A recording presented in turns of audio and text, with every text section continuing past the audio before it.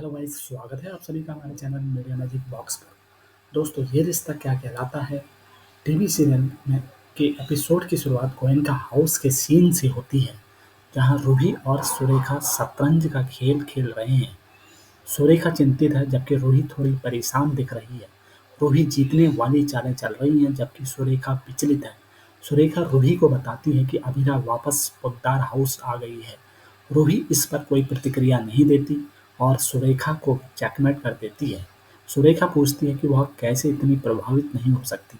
रूही बहाना बनाती है कि वह चाहती थी कि अभिरा और अरमान एक हो जाएं क्योंकि वे एक दूसरे से प्यार करते थे और वहां से चली जाती है। अंदर ही अंदर वह अरमान को खोने से बहुत प्रभावित होती है।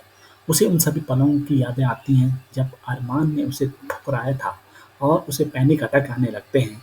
वह अपने डॉक्टर को फ़ोन करती है। डॉक्टर उसे फ़ोन पर सलाह देता है और उसे शांत करता है।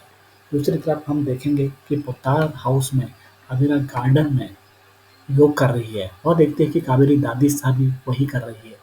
वह अपनी योगा सत्र समाप्त करती है और जाने वाली होती है जब कावेरी उसे रूही के अरमान के लिए प्यार के इजहार का वीडियो भेजती है। अबीरा दादी के इरादों के बारे में पूछती है।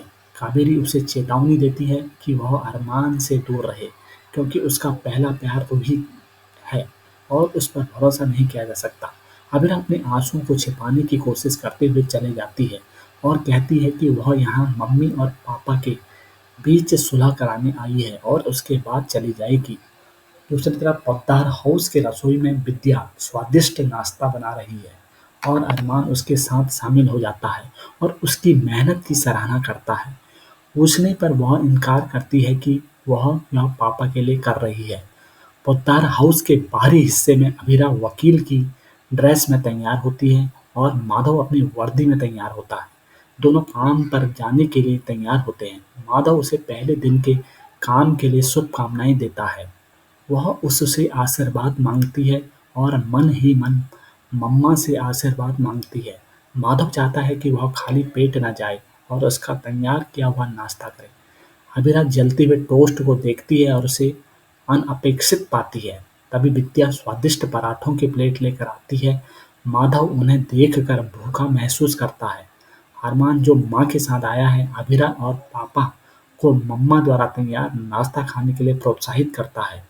अभिरा और माधव आंखों-आंखों में इशारे के पल का अनुभव करते हैं। विद्या के आग्रह के बावजूद माधव कोई कदम नहीं उठाता। अंत में विद्या माधव को बिना नाश्ता किए जाने नहीं देती और अपने हाथ से खिलाती है।